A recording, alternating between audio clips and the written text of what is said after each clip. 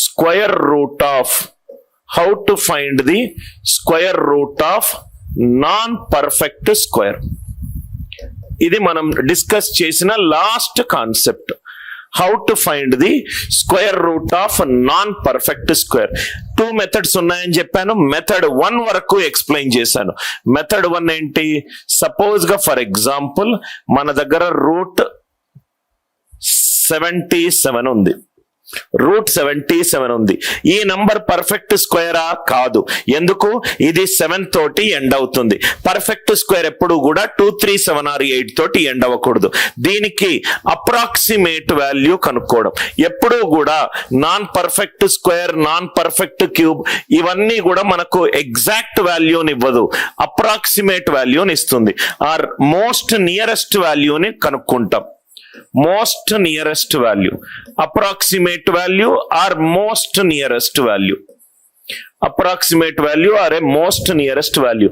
మనకు square root of 77 రావాలి.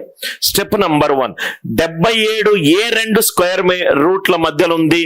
8 square is 64, 9 square is 81. ఇది 2 స్క్వేర్ రూట్ మధ్యలో ఉంది. Route 64, route 81. 77 ఎప్పుడు 64 కంటే ఎక్కువ, కాబట్టి ఆన్సర్ ఎప్పుడు 8 కంటే ఎక్కువ ఉంటుంది.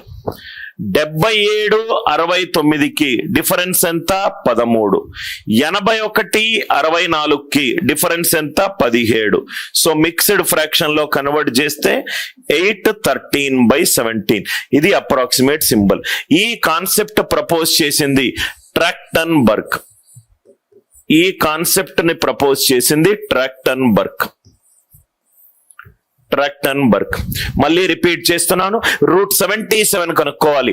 77 అనేది 64, 81 మధ్యలో ఉంది. 77 64 కంటే ఎక్కువ. 8 ప్లస్ 77 మైనస్ 64 ఎంత? 13. 81 - 64 ఎంత? 17. అప్రాక్సిమేట్ గా ఆన్సర్ ఎంత?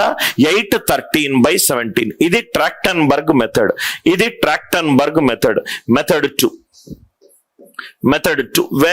very important method, very interesting, exciting method. ఇది మనకు ఈ మెథడ్ గనక అర్థమవుతే మనము non perfect cube, non perfect 4th power, 5th power అట్లా ఏదైనా చేయొచ్చు. కాన్సెప్ట్ ఏంటంటే, సపోజ్ గా మనకు ఒక రూట్ 19 ఉందనుకోండి.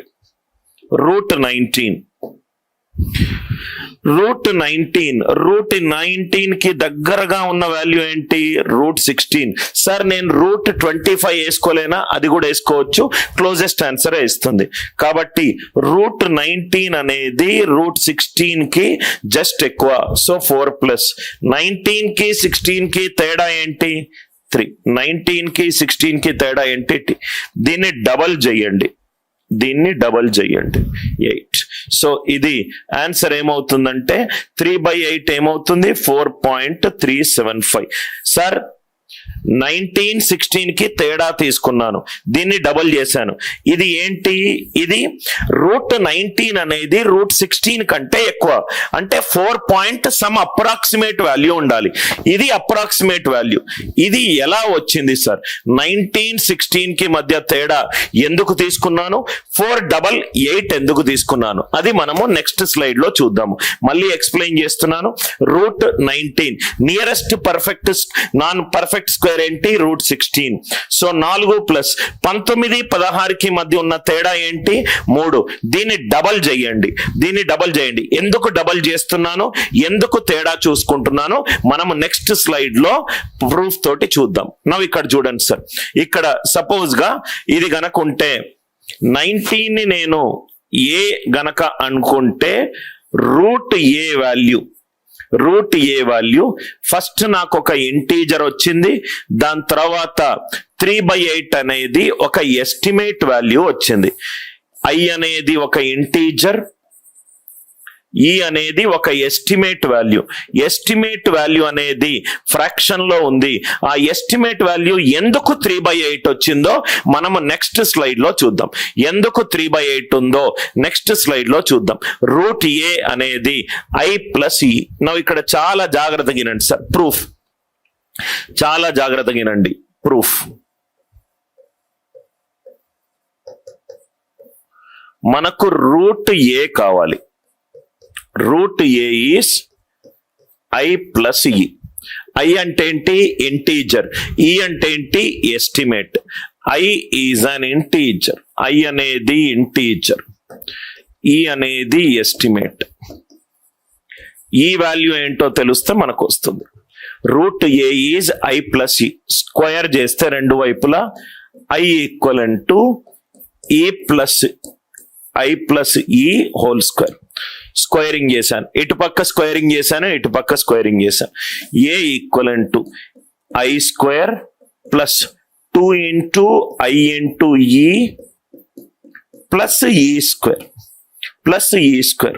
ఇక్కడ మీరు అబ్జర్వ్ చేస్తే ఈ అనేది ఏంటి సార్? ఫ్రాక్షన్ లో ఉంది. ఫ్రాక్షన్ ఆన్ స్క్వేర్ అంటే ఇంకా చిన్న వాల్యూ అవుతుంది. ఫ్రాక్షన్ ని స్క్వేర్ చేస్తే బాగా చిన్న వాల్యూ అవుతుంది. సో ఈ స్క్వేర్ అనేది చాలా చిన్న వాల్యూ, కాబట్టి నేను approximated to I square plus 2i రాశాను. అంటే ఈ వాల్యూ ఏమవుతుంది ఇక్కడ? A minus I square by 2 into I. A minus I square by 2 into I. Most closest. అర్థమైందా సార్? నా ఇక్కడ మీకు ఆన్సర్ ఈజీగా వస్తుంది. ఈ వాల్యూ ఏంటి? నాకు రూట్ 19 కావాలి. సో ఏ వాల్యూ అనేది 19. ఏ వాల్యూ అనేది 19. నియరెస్ట్ వాల్యూ ఏం వేసుకున్నాను? 4. 4 square divided by 2 into I. 19 minus 16 ఎంత? 3. 3/8. 3/8 ఎందుకు వచ్చిందో ప్రూఫ్ మీకు ఐడియా క్లియర్ అయింది అనుకుంటా. ఒక square root of non perfect square వేసిన, ఒక cube root of non perfect cube చేసిన ఆన్సర్ లో నాకు ఇంటీజర్ ప్లస్ సమ్ ఫ్రాక్షన్ వస్తుంది. ఆ ఫ్రాక్షన్ వాల్యూని నేను ఎస్టిమేట్ ఈ అనే ఒక స్మాలర్ వాల్యూ అనుకున్నాను. రూట్ ఏ. క్యూబ్ రూట్ కూడా అంతే. ఏ equivalent to I plus E whole square. A equivalent to I square plus 2 into I into A plus E square. Sir ఇది ఎందుకు తీసేశారంటే ఈ అనేది ఎస్టిమేట్, చాలా చిన్న వాల్యూ. ఆ చిన్న వాల్యూని స్క్వేర్ చేస్తే నాకు చాలా చిన్న వాల్యూ వస్తుంది. దీన్ని తీసేసి ఈక్వల్ టు బదులు అప్రాక్సిమేట్ పెట్టుకున్నాను. A is approximated to I square plus 2 into I into E. So is I square left hand side వస్తే A minus I square by 2 into I. A minus I square by 2 into A. ఇక్కడ మీకు చాలా మందికి doubt రావచ్చు, sir ఇది 3 ఎందుకు వచ్చింది? 19 minus 16 వేసాను. A minus I square. A minus I square. Are you all with me? 19 minus 16 is 3. Sir ఇక్కడ 8 ఎందుకు వచ్చింది? ఇక్కడ మనకు 2 ఇంటూ ఐ ఉంది. Proof clear?